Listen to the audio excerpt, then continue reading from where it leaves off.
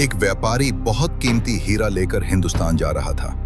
रास्ते में एक चालाक चोर की नजर उस पर पड़ गई। चोर ने सोचा कि जरूर उसके पास कोई कीमती चीज होगी। उसने एक थैली उठाई, व्यापारी का भेष बदला और उसके साथ सफर में शामिल हो गया। रास्ते में बातों बातों में चोर ने पूछा, भाई आप क्या बेचने जा रहे हैं? व्यापारी ने बताया, मैं एक बहुत कीमती हीरा बेचने जा रहा हूं। ये सुनकर चोर की खुशी का ठिकाना न रहा। शाम हुई तो दोनों ने एक जगह पड़ाव डाला।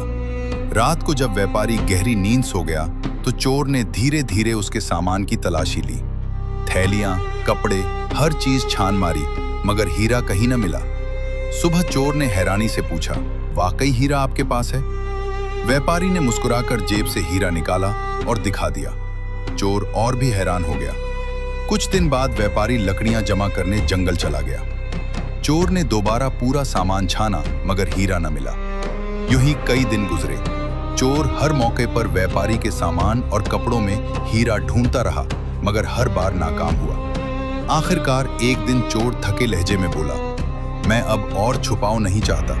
मैं एक चोर हूं। आपको देखकर लगा कि आपके पास कीमती चीज है, इसलिए साथ चल पड़ा। मैंने आपका सामान हर जगह तलाशा, मगर हीरा न मिला।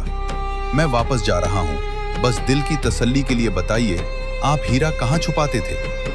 व्यापारी मुस्कुराया और बोला, जब तुम व्यापारी बनकर मेरे साथ चले तो मुझे अंदाजा हो गया था कि तुम चोर हो।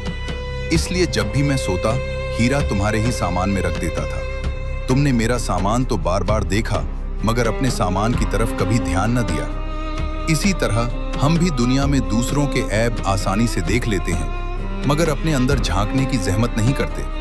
हालांकि असली खराबी अक्सर अपने अंदर ही होती है।